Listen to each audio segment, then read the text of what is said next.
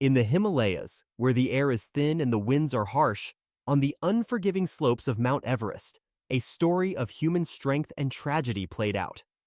The year was 1996, and the famous mountaineer Scott Fisher was leading a mission that led to the heartbreaking tragedy of Scott Fisher's Everest Odyssey. Fisher's years of training and experience led him to start Mountain Madness, a company that reflected his ideas about excitement and friendship. He led climbers up majestic hills, not only to make money for himself, but also to help those who were brave enough to join him grow and change. Fisher was a man who believed in climbing for a good cause. He used his climbing to raise money for AIDS research and foreign relief efforts. In the spring of 1996, Fisher was in charge of a group of 18 climbers who were eager to reach the top of Everest.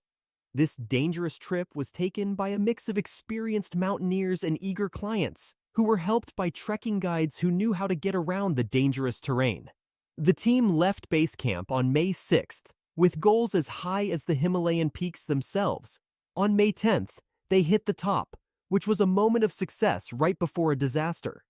Imagine a moment of victory at the top of the world, where the air is thin and every heartbeat is a fight.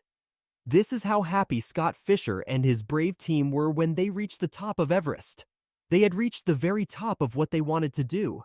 This was the result of their dreams, sacrifices, and unwavering drive. But fate had other plans that would soon destroy their happiness and put them in a scary fight to stay alive. By the time they got to the top of the mountain that fatal day, the weather had already started to get worse. Unexpected storms covered the majestic top of the mountain, leaving the climbers in the dark. The peak, which is usually where hard work and bravery pay off, was now a place where people had to fight against the power of nature. Winds that never let up howled and tore at the climbers' determination. The air got thinner, the temperature dropped, and it got much harder to see. In this crazy situation, the hikers had to make a hard choice: go back down or face the fury of the storm. Here, in this harsh environment, the real difficulties of mountain climbing showed their terrible face. Even though Scott Fisher was an experienced climber, he wasn't safe from the risks of Everest. His brave efforts to lead his team down the mountain safely would soon turn into a scary fight to stay alive. Even climbers with a lot of experience were put in danger by how quickly the storm got worse. As Fisher and his team started to go down, they saw something that they couldn't believe. Every step was dangerous because the weather was like a storm with biting winds and stinging snow. As the storm got worse, it was almost impossible for them to talk to each other. Fisher's leadership and courage shone through as he tried to get his team back together and keep their hearts up during this time of hopelessness. But the mountain's anger did not stop. The climbers were split up and lost in the whiteness around them.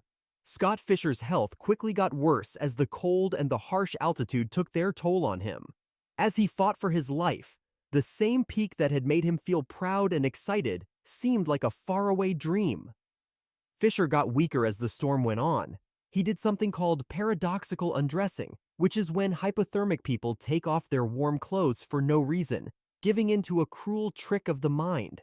Fisher tried to stay awake even though he was alone, uncovered, and in the middle of nature's worst. But the storm was so bad that it made it hard for his team and the other hikers to help save people. Even though they were very determined, they couldn't beat the forces of nature. Fisher's fight went on all night. He was a lone fighter fighting against all odds. But the mountain didn't care what people did, so it held him in its icy grasp. When the storm finally stopped, Sherpas tried hard to get to Fisher, but it was too late. Scott Fisher's journey on Everest came to a sad end on May 11th, 1996. When the storm ended, it left a trail of people trying to deal with how bad the tragedy was.